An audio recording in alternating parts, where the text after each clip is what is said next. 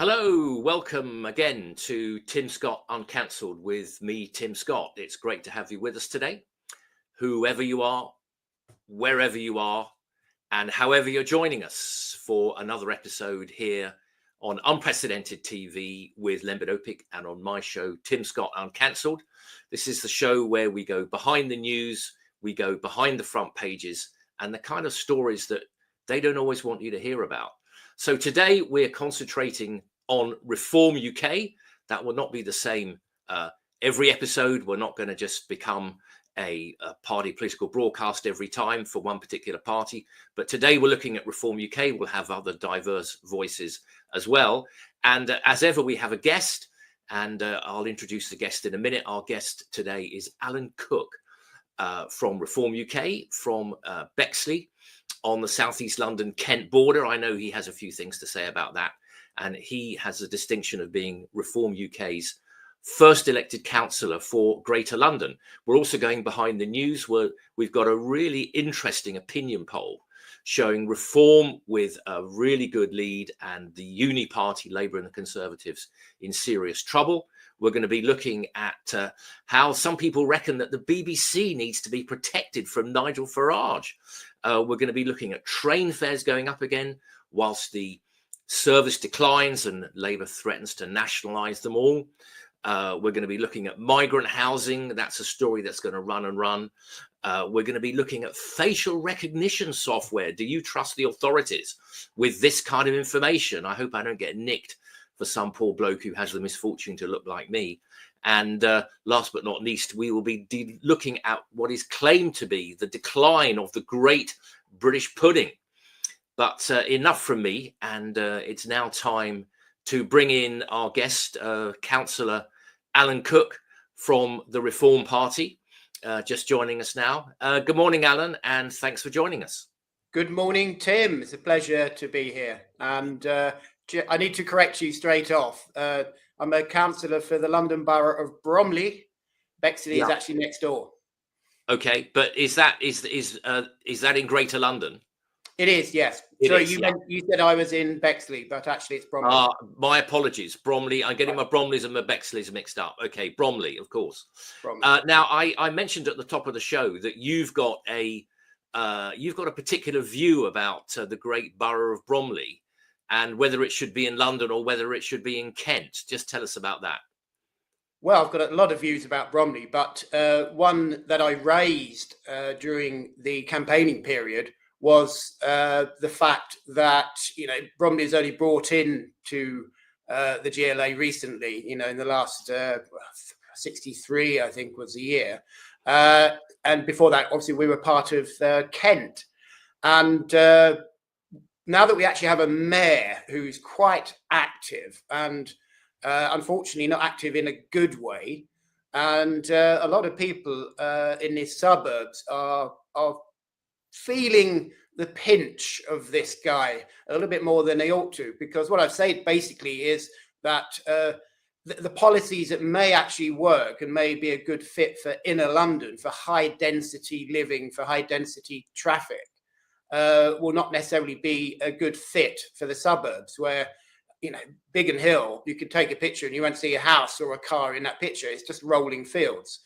And obviously this hated ULEZ tax has been implied to Biggin Hill when it has absolutely no purpose of being there at all. And, ignoring all the lies and the incorrect figures and these crazy 4,000 people dying a year, we'd have bodies all over the street if that was true. And I've raised this as a talking point and saying I'm going to start the conversation of potentially pulling the borough of Bromley out of the GLA and have it stand as a proper unitary borough by itself, or indeed maybe bring Bexley and Havering on board as well. So we'll be a bigger unit and we'll be able to control ourselves. Obviously, there'll be a slight change here and there. People are concerned about their freedom passes, but obviously we can just buy the services from the GLA that we require and not actually pay for everything that we don't need, and be, of the overreach of the mayor's office reaching down to the leafy suburbs of Bromley. Yes, so you wouldn't have to come under Sadiq Khan anymore. I wonder what he might have to say about that. Well, he may not be around in that position for much longer. So Let's hope so. There is something happening in September, which I'm hoping might be enough of a shift to actually unseat the guy. So I can't say much more than that at the moment. Wouldn't that be wonderful? Oh, that would be an amazing day. Yes. Oh, happy day. So you're on the you're on the southeast London Kent border. I mean, how far are you from Kent? And is you're probably outside the London postal districts, Alan, aren't you? Do you consider that you have a Kent postal address, for example? Well, the address of my house it's Bickley, Kent. Yeah. Yeah. So, or Bickley, Bromley, Kent. So Yeah. it is, still part of Kent. It's just this arbitrary line has been drawn around it, so it's included in the GLA. Yes, But, I remember my first house was in West London in Northolt, and I think it was in the borough of Ealing, and it was just outside the London postal districts, but it had a Middlesex postal address. So you have got, and then my parents were my parents came from Gants Hill, which again is part of London, but they always thought it was Essex. So you have got this issue, haven't you? And the boat race, the Middlesex side and the Surrey side. Yeah. So there is this sort of county thing, isn't there, that you're referring to? Yeah, I think how people feel and the history of postcodes, I think is pretty much not the question. It's the fact that we're having these things forcibly put onto our council, our council tax bill. I looked at my council tax bill and it's nearly £900 went to the GLA, and that's a lot of money for trans ideology pride marches that I don't want to be paying for. Well, all these people there on six-figure salaries, Alan, they've and their gold-plated pensions, they've got to be funded somehow, haven't they? Oh, Khan's personnel, it's just unbelievable, the millions that he's actually added to their list of employees, and obviously with their gold-plated pensions as well. He's got a number of deputy mayors. Every position is duplicated. Yes. It's such a waste of money. And what we have a history of now, of 100 days into running a lot of 12 councils, we have a history of saving money. So I think London is probably, the GLA is probably the biggest wasters of taxpayers' cash. So hopefully we will win the mayoral position next year. And sorry, not next year, but next time the actual mayor election comes up, and get in and actually have a proper look at these books and basically probably take the axe to a lot of these positions, which are completely unnecessary. You'd be less concerned if the guy was doing a good job, but he seems to be doing damage all the way. He's exactly. wasting our money and making the situation worse. They need a Doge unit, Alan. We need to. Everyone needs a Doge unit. Yeah. I mean, Reform are doing a good job in Kent. I mean, they're finding out that it's costing 40,000 a year for a taxi to take one special needs child to school every day. This kind of thing. Yeah. Well, pay me 30 and I'll take it to school every morning. And yeah, I know. And with technology now, we had this something I raised with the Assange case that America wanted to extradite him. And they're saying, well, why not just have an online court case? And, in Australia, a lot of kids are actually schooled online, and the technology is there now. Okay, you'll miss the socializing, but maybe just go in once a week for socializing, and you'll probably get a better level of education that way. Anyway, have we had people look at these problems with a fresh mind, as opposed to the old stale way? And a lot of these councillors have been there 40 years and they've got relationships with suppliers, and it's worth people, coming and looking at these afresh and new, and shaking the apple cart a little bit. Well, quite right too. Now, Alan, you were elected, before we get on to our news stories, you were elected in a by-election. Just tell us a little bit about that.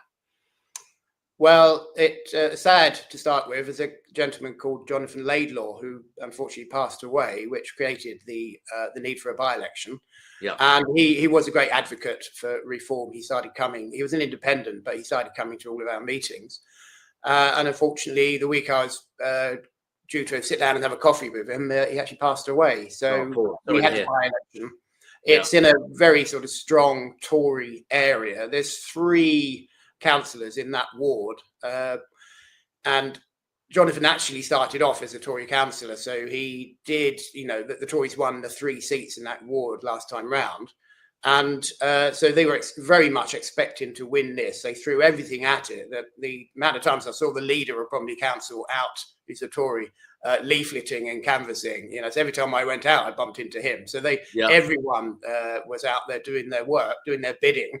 And even on the polling day, we had Kemi pop down and just to ensure the win, shall we say? But that seemed to backfire a little bit, and they still lost. So if we can win in Bromley, in what is really seen as a safe Tory seat, with a lot of people on the doorstep, because we did a lot of door knocking, and we were getting an awful lot of people on the doorstep apologising to me, the candidate for reform, for voting Tory.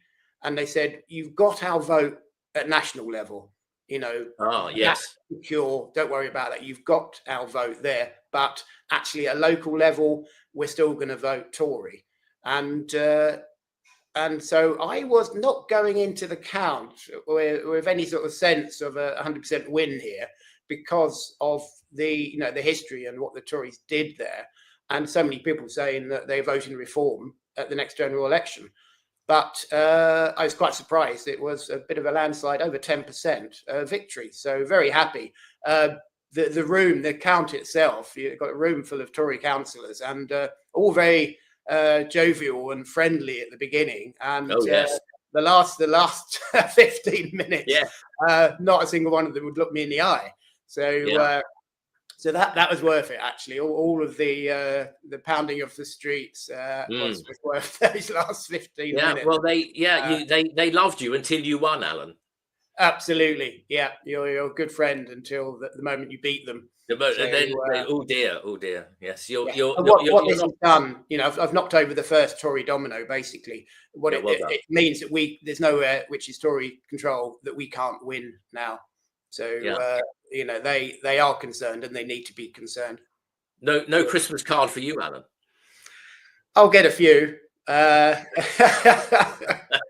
Not from the old school uni party, I'm afraid. No, not now. Okay, so talking of how Reform are doing, there's a very, very interesting opinion poll out recently. Now, apologies for the rather wonky slide there.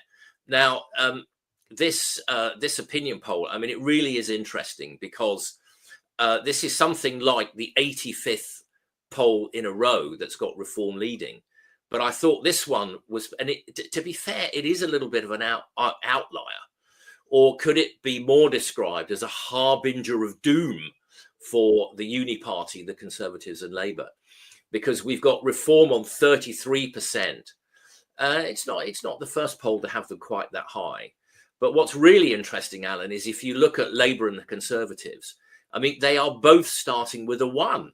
They're below 20%. They can't even start with a 2. I mean, the only question on my mind looking at this poll is who on earth are the 18% who are still voting Labour, Alan? Well, no, every party will have its hardcore.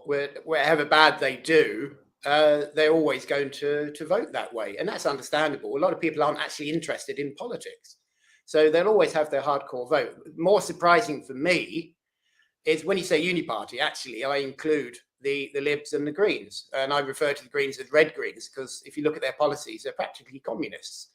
And, 10% of people would vote Green, which is absolutely surprising. I guess they haven't actually looked at their policies, because it is frightening. It's just total wealth redistribution. If you think it's bad at the moment with the tax, if the Greens ever got anywhere near power, you'd be wanting to leave the country all over again. But no, it's more, individual polls don't really tell us that much. But yeah, if you look at the trend, we are trending to over 30%, which is good, and we're getting very close to being, more than the Labour and the Conservatives put together. And that's a really good omen, and it's looking like it's ours to lose at the moment, isn't it? Yeah, I think it is. Yes, and apologies again for the team putting up that slightly skew-whiff slide, but I think people can see it, and I think it is worth commenting on. Alan, have you got a view on this Jeremy Corbyn party? I mean, with Zara Sultana and Jeremy Corbyn. I mean, some people have rather unkindly called it the fruit and nut party, but I mean, what have you got a view? I mean, how do you think they might do? I don't mind people having a bit of fun with names. We want to move away from this political correctness. No, I always say that I'm correct politically, but not always politically correct. Good. Well, so yeah, have a bit of fun. Let's take the mickey out of each other, but deep down, it's a bloody serious job, and even more serious now because the damage which is being done to this country. I think they're going to help us. They will obviously strip more support out of Labour. And what it will do, it's not going to be the floating voters they strip out, the people who decide on the day which party they're going to vote for. It's going to be the hardcore far left. And so they are going to be the ones which will always vote Labour. It doesn't matter how badly they perform. So actually, it may be the death knell of the Labour Party. Started by Blair, seconded by Brown, and now it seems we have Starmer finishing them off. Yes, very interesting. I had felt before the election, for example, that Jeremy Corbyn in Islington North, I thought there was a reasonable chance that he ran as an independent, of course, but in Parliament he links himself with the Gaza independents, the 4 Gaza independents.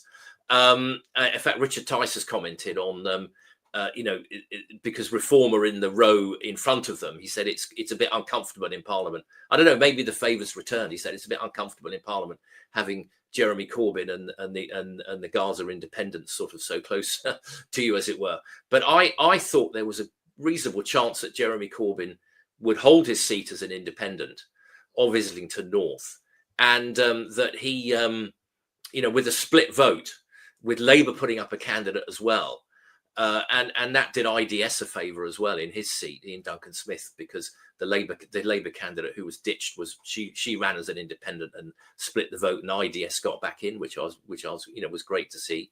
But I mean, were you surprised when Corbyn was re-elected? Not really. We do have a problem with secular politics now, and actually it's good that it's obvious and we can see it.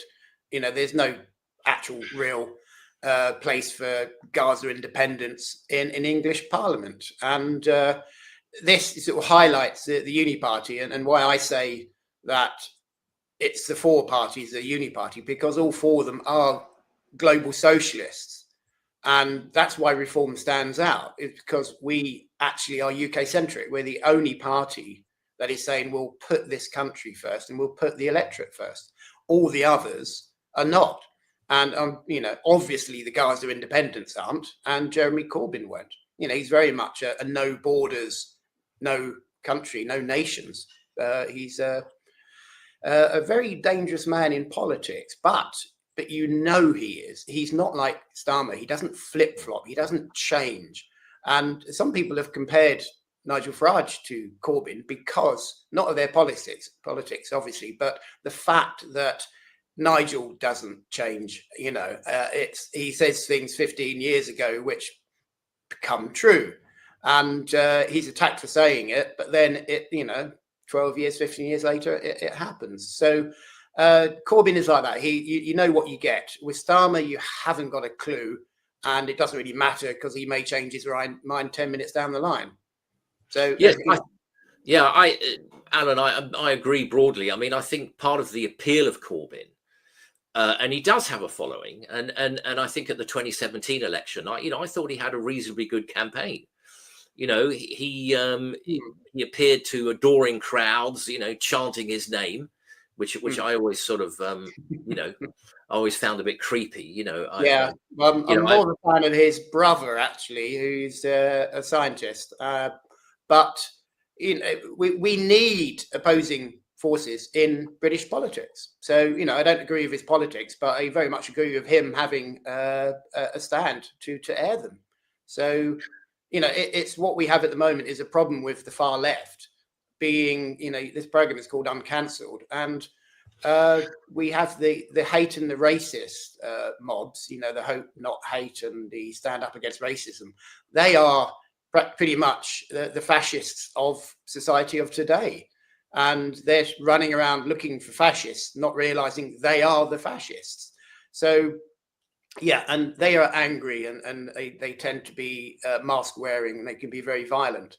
So it's we are, you know, because we the centralist party, we are actually under threat, shall we say. We've had meetings having to be cancelled because of mobs of fascists, far left and racists turn up to actually stop the meetings, you know, and that is not what should be happening in one of the oldest liberal democracies in the world. No, I completely agree, and you know, I see this with some of the work that I do for the Freedom Association. That you've got you know, stuff going on that really shouldn't be. You know, this is why we call the show Tim Scott Uncancelled. You know, people are being pinged for things that, you know, they shouldn't. I think free speech is, you know, does it feel like free speech is just under a lot more pressure, Alan? Well, the online safety bill, you know, Nigel's been attacked for telling people how ridiculous and stupid and how much of an attack on freedom of speech it is, and they compare him to Savile. You know, that is just such a poor thing to say, and it just shows that these people don't actually have a great mind. I was talking about this yesterday, and on my computer at home, most people have antivirus software. Mine's called Norton. And basically, there's a button on it which says VPN, Virtual Private Network. Click that button, and it asks you, which country do you want to be in today? Yeah. Yes. So click Argentina, Brazil, Japan, anything. And as far as the computer and the you know, tens of millions of pounds that has now been wasted on this, thanks to the government, everything is bypassed. It takes seconds, and everything is pointless. Yeah. And but the government think this is wonderful when they're saving children. It's ridiculous. But if it's that easy for people to actually just see the folly in this government, you know, I still think that Labour vote is ridiculously high. Yes, I mean, the online safety bill, you know, this was a legacy from the Conservatives, like some of the other stuff that, you know, the football regulator, my goodness, you know, that's going to make VAR look like a good idea. You know, that's another legacy issue. But yeah, I've got a VPN as well, Alan, which I've used actually, you know, for several years now.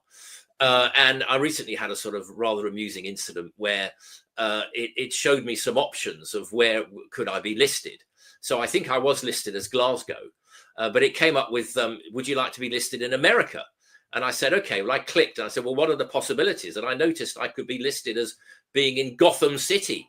So I clicked on the Gotham City button. But then the next time I tried to book something, all the prices came up in dollars. So yeah, so you know, I think you have to stay in the UK. But look, not necessarily. It takes seconds to transport yourself to another country. So as long as you remember, it's when you want to buy something, you know. Yeah, as long as you remember, you know, where you are. Well, look, okay. I mean, we've had a good discussion there about reform and about the opinion polls. But staying with that reform theme, let's go on to our next story. And this one is, you know, this is from The Guardian. So, you know, we're looking behind the news at some of the stories here that, you know, people don't normally see, or that certainly, you know, are not always on the front page. So if this story here, the BBC apparently needs to be protected from Nigel Farage. The BBC must be given complete political independence in case Nigel Farage enters government. A former director of news at the BBC has said. James Harding, editor-in-chief of The Observer, pointed to Donald Trump's, here we go, moves to publicly defund some US media, said it would be recklessly complacent to believe that something similar could not happen in Britain. He said the BBC's survival was at stake, but a shroud waving there, and noted that Reform's most recent manifesto had said that the out of touch, wasteful BBC, well, I can certainly agree with that, is institutionally biased, and the license fee is taxation without representation. I mean, just on the, before we come to talk about the headline there, I mean, what views have you got, Alan, on the BBC license fee? Yeah, I think it should be phased out. A lot of people just think it should go overnight. However, there's a lot of people with jobs and families and houses that they're reliant on their salary. And it's not their fault that the BBC is very overtly biased and very anti-British. And every time England, gets anywhere near potentially breaking an international law, they put this country down as a pariah. And actually, all the countries in the world break international law all the time, and their national broadcasters don't sell their country down the river. So, I'm not a fan of the BBC. It's very clearly biased, and I think this is hilarious. They don't see what's in front of them. They don't see that the problem is not Farage. The problem is them. And so they're not learning. They never will learn. So what I think they should do is, take 20% off every year until we're down to paying practically nothing. And anyway, the BBC should be self-funding. If we still want a terrestrial TV channel or channels, Freeview, then that's what it should be paid for. So however much it costs to have these big aerials, like Crystal Palace is the local one down near me, to have these big aerials transmitting terrestrial TV, there's a cost to that, and a lot of channels use it. So either they all pay the going rate, or us as receivers of that actually pay just a small amount to cover the cost of transmission. And but a fair exit, I think, not cut it off straight away. But they've proven year after year after year that they can't be trusted, that the bias is still there. It's a huge organisation. To remove the political bias from something that large is going to be difficult, but obviously it's the job we're going to have to do with the civil service and the education establishment. So it's something that will have to be repeated over and over again. The BBC don't want to, repair themselves. So unfortunately, they will disappear at some point, but at least their funding will. Yeah, I mean, just to round off on that story, I think really what Nigel's talking about here is having a differently funded BBC, and I think that the 1950s license fee is completely out of touch. We're living in a different age now. I mean, people less and less are watching traditional linear television, particularly if you're under the age of about 40, you're probably not at all. And I think moving to a subscription model actually might even be in the BBC's interests. And, if you don't, no subscription, no BBC, that's very difficult for the BBC to monitor and enforce the license fee, of course. Well, look, let's move on. In fact, we've got another story that maybe we can introduce later, which is this poor woman who was knocked into the canal by a guy on an illegal e-scooter. But the next story then, Alan, is to do with train fares. It's so unfair. Train tickets to rise by nearly 6% as services get worse. I mean, here in Buckinghamshire, we've got Chiltern Rail running into Marylebone, and actually it's not a bad service. It's certainly better than the old British rail service with the old slam doors and stuff. I mean, what's your rail provider like down in Bromley? It's not too bad, actually. I spend a lot of time in Westminster, a lot of time in Bromley, so I'm bouncing up and down all the time. Fast train from Bromley to Victoria, 16, 18 minutes. And well, that's good. That's good. That's fantastic. And if you miss one, there's one in 10 minutes time. So really lucky he's got a good service. And if it's late by 20%, what's that? 3 and a bit minutes. So yeah, no, not a problem there. The annoying thing is when you have a train replacement for big scale track replacement and those sort of things, and it actually makes you appreciate a train service. It doesn't matter how bad the train service is, it's always going to be better than a bus.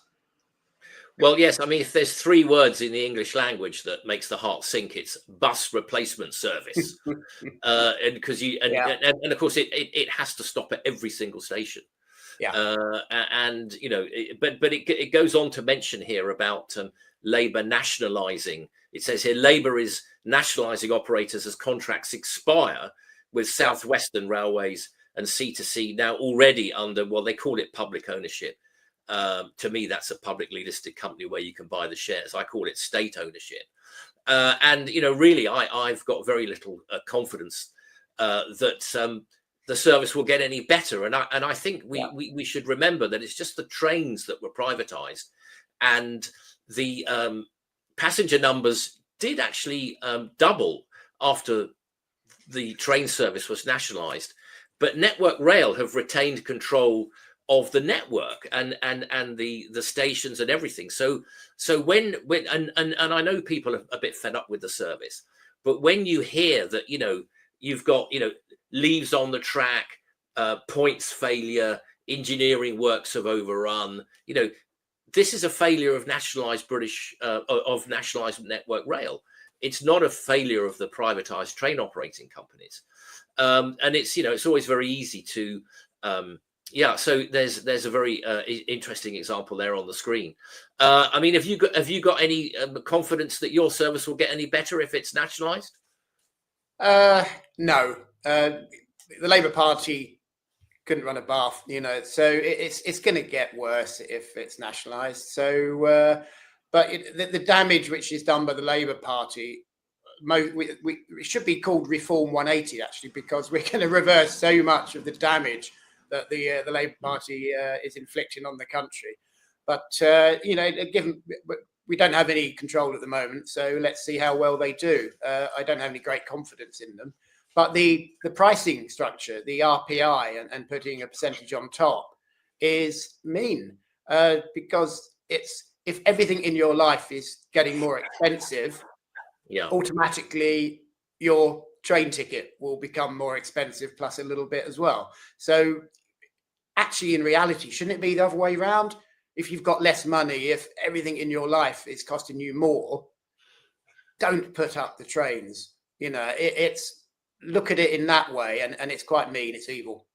Well, I mean, even with working from home, you still need many people. More companies are saying, we want you in the office more. I mean, I've noticed from here that post-COVID, the trains they're less frequent. It's still a good service, I have to say. Chiltern running into Marylebone. No confidence it'll get any better. It certainly was worse when it was under British Rail previously. But I've noticed the station car park's not as full as it used to be, and that the trains are less frequent and they stop at more stations. So that's an interesting one. But people will still need to get into London for all sorts of reasons. Okay. There seems to be a bit of a backlash at the moment from the woking at home, as it's referred to now. So more people are actually going back to the office and being more productive. Yeah, more companies now are saying, we want you in 3 days a week, that kind of thing. More sort of flexible working. Well, look, I don't. Okay, thanks. Train drivers who want to work less. Well, very well paid for a 4-day week. From what typical Labour, they gave away these. How long until they asked to work from home as well? Well, that's an interesting. Perhaps they can drive it automatically, Alan, from online. Be a bit like the DLR. There's no actual the Docklands Light Railway down here in London. It's there's no actual driver. Well, look, I don't know if we've got that story of the poor woman who was knocked into the canal by the guy riding an illegal scooter. Otherwise, let's go on to the here it is. Now this was on the dreaded BBC lunchtime news yesterday, and Apologies for the rather ropey photo there. In fact, this was only caught by accident by somebody who was by just a member of the public on their phone. Now, what you can see here is you've got the canal on the left. You've got the canal boats stacked two in twos in the middle, and then on the right you've got the towpath. And you can see there the woman with the white coat and the guy, and I'm assuming it was a guy. Maybe that's unfair to blokes generally, but he's there on the right. This was on the BBC Lunchtime News yesterday. So this was the towpath, and he was driving one of these electronic scooters, one of these powered scooters, which unlike an electric bike, so there's different rules, but unlike an electric bike, as I understand it, if you've got one of these powered scooters, if you're hiring it, you can go on the road. I believe, maybe you can correct me, Alan, but you can't go on a pavement or on a towpath or a footpath as here. And if you own it, you can only use it on private land. Is that your understanding, Alan? It is pretty much. There's schemes which are licensed, and those scooters are numbered, so they're identifiable, and you can use them on the road, but they're very limited speed-wise. So the personal e-scooters, which are unrestricted, they're not allowed on the road. They're not allowed on the pavement.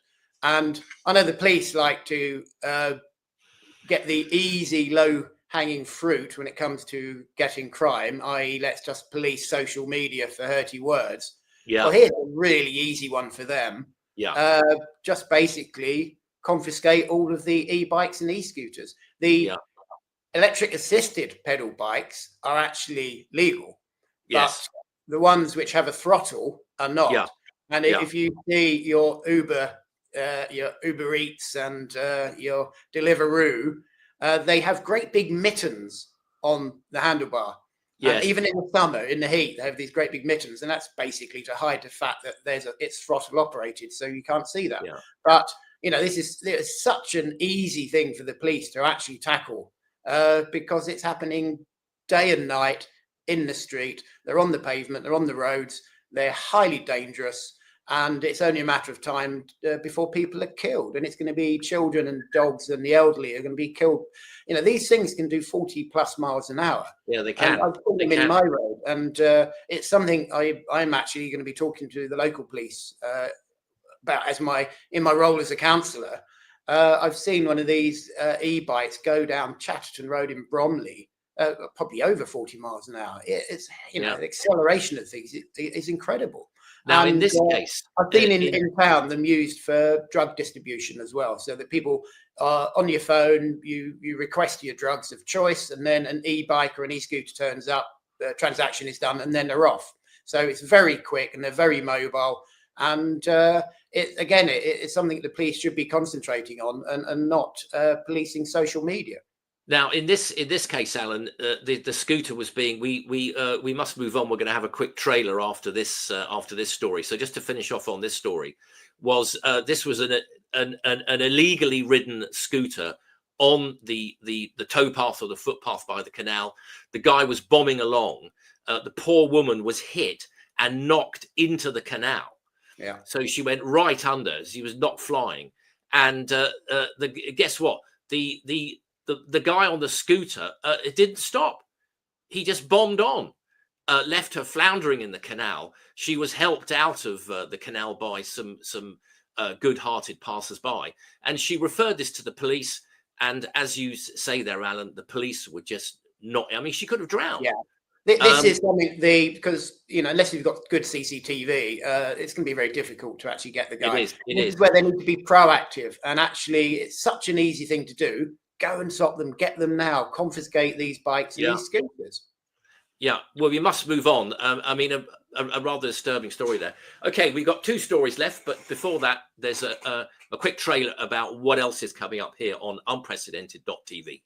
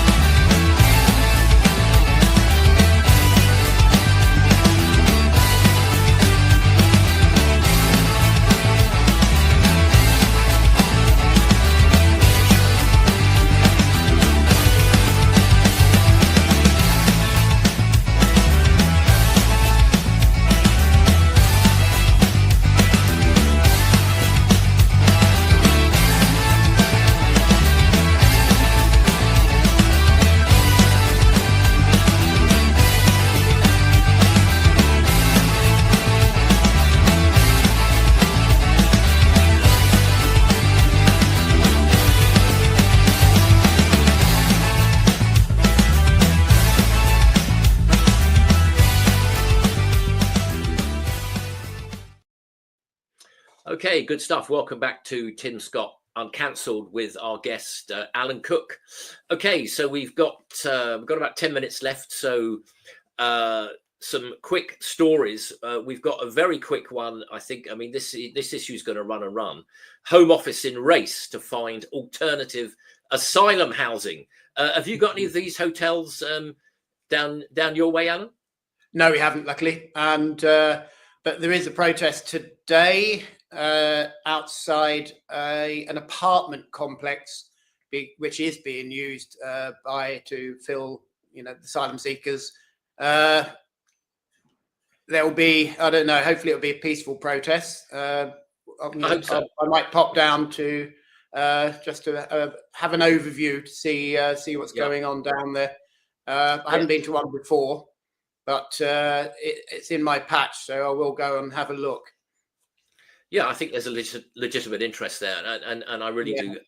Well, I don't know the story behind it 100%, but I think there may have been an attack on a lady or a girl there. So that's what started the people's concerns, shall we say. So it's a usual, it's a community that gets hurt by these undocumented people being shoved in the middle of a community. And, they are from cultures that are potentially vastly different from ours and have a different view on the fairer sex. As they used to say, it's called community punishment because it's the community that gets punished. I mean, my sort of final word on this is I think being able to challenge the hotels. I mean, it looks like a win, but actually, the people from the hotels. I mean, 140 were told at the Bell Hotel in Epping. They're going to have to be dispersed and put into homes of multiple occupancy. So, I think that detain and deport really is. We all know that. We all know that once they're here, it's very difficult to get rid of them. So, stop the boats, and that is key. Not smash the gangs. That's ridiculous. Stop the boats, and we can stop the boats. We legally, under international law, we can. And there's half a dozen laws that actually give us the right to just drop them back in France. So, unfortunately, the Uni Party is not willing to do that. We are the only party that's willing to do it. So until we're in power, unfortunately, we're going to have this, I believe. But let's make it hard for the government for them to maintain this policy of letting them in. So if the hotels are all found to be, illegally used for this purpose, then the government's got a hell of a problem, and it needs to start thinking maybe offshore them. And these things won't happen unless you force them to happen. I think detain and deport, Alan, and I think smash the gangs. We'll need to move on, but smash the gangs. The only thing being smashed at the minute are the numbers of people. The records. The records of people arriving. Okay, last two stories very quickly. Right. So this one and the next story coming up. This is from the Mail. Met's facial recognition cameras unlawful, says rights watchdog. I mean, do you how are you feeling about facial recognition? Well, this is about the Notting Hill Carnival, isn't it? And the police are going to set up facial recognition vans on the outskirts, not actually at the carnival itself. So catching people coming and going who are dangerous and wanted. So actually, I don't have a problem with it. But these rights organisations are actually saying that the cameras are racist because they have trouble picking out darker faces correctly. But I think it's the National Physical Laboratory has done tests on this, and they said, well, the thresholds that the police use for these cameras actually are accurate and balanced. So it comes down to, do you trust the police to actually use these settings or not? And if they do, then the system is fine. And it's the police using technology instead of actually policing properly. And but with their numbers in decline, then they probably do need to use a bit more technology.